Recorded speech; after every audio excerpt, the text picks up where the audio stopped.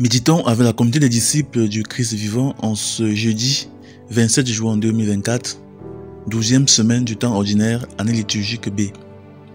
Évangile de Jésus-Christ selon saint Matthieu au chapitre 7, versets 21 à 29.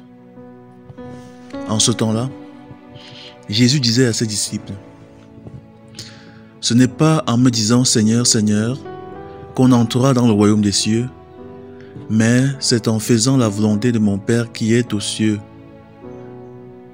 Ce jour-là, beaucoup me diront, Seigneur, Seigneur, n'est-ce pas en ton nom que nous avons prophétisé, en ton nom que nous avons expulsé les démons, en ton nom que nous avons fait beaucoup de miracles?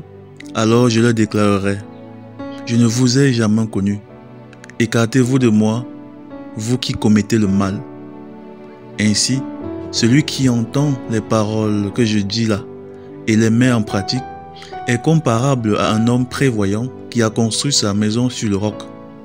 La pluie est tombée, les torrents ont dévalé, les vents ont soufflé et se sont abattus sur cette maison. La maison ne s'est pas écroulée car elle était fondée sur le roc. Et celui qui entend de moi ces paroles sans les mettre en pratique est comparable à un homme insensé qui a construit sa maison sur le sable. La pluie est tombée, les torrents ont dévalé, les vents ont soufflé, ils sont venus battre cette maison.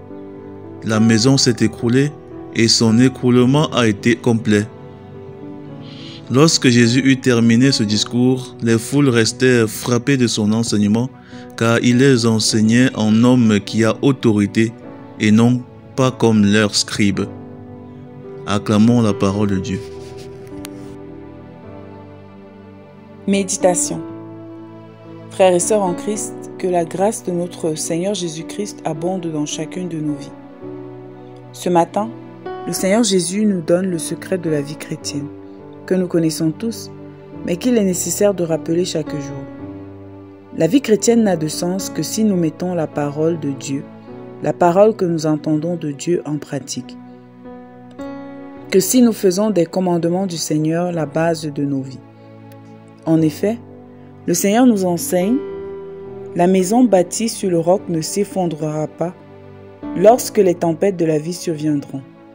Celle construite sur le sable, par contre, s'effondrera sous la pression des vents et des ouragans.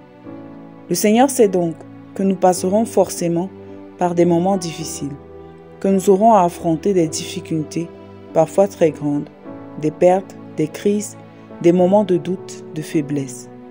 Il sait que nous aurons besoin d'un rocher pour nous appuyer dessus. Et quel autre secours que la parole de Dieu elle-même? Le Seigneur nous parle chaque jour. Ce n'est pas le jour de la tempête qu'il faut écouter Dieu, mais avant, bien avant. Beaucoup attendent les moments de difficulté pour se rapprocher du Seigneur. Beaucoup attendent la tempête pour chercher le rocher.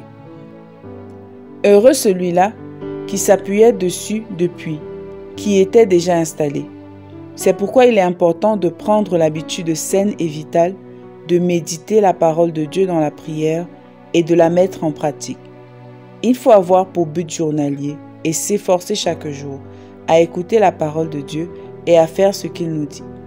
La parole de Dieu est une boussole. Elle nous donne la sagesse, la tempérance, la douceur.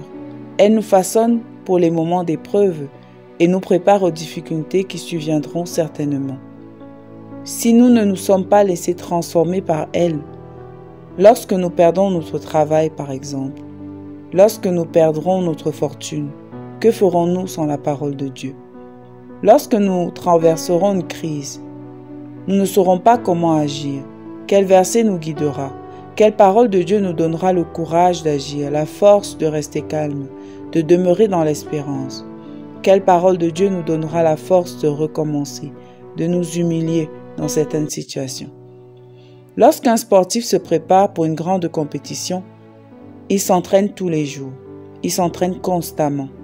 Et ainsi, lorsque la compétition arrive, il est prêt pour remporter la victoire. Si nous voulons remporter la victoire sur nos problèmes, sur nos moments d'épreuve, nous devons nous entraîner chaque jour, nous muscler chaque matin et chaque journée avec la parole de Dieu. Revenons donc en nous-mêmes. Quelle place accordons-nous à l'Évangile dans notre vie? Méditons-nous les Saintes Écritures? Nous battons-nous pour les mettre en pratique? Prions.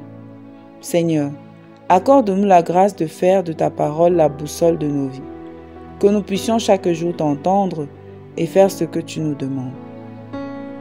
Intercession. Pour toutes les familles qui traversent des difficultés, que le Seigneur leur donne la grâce de se relever par sa parole. Maman Marie, intercède pour nous. Exercice spirituel. Faisons-nous notre examen de conscience? Sinon, faisons-le dès aujourd'hui en évaluant notre mise en pratique de la parole quotidienne. Si nous le faisons, persévérons et demandons au Seigneur la force de continuer. Loué soit Jésus-Christ.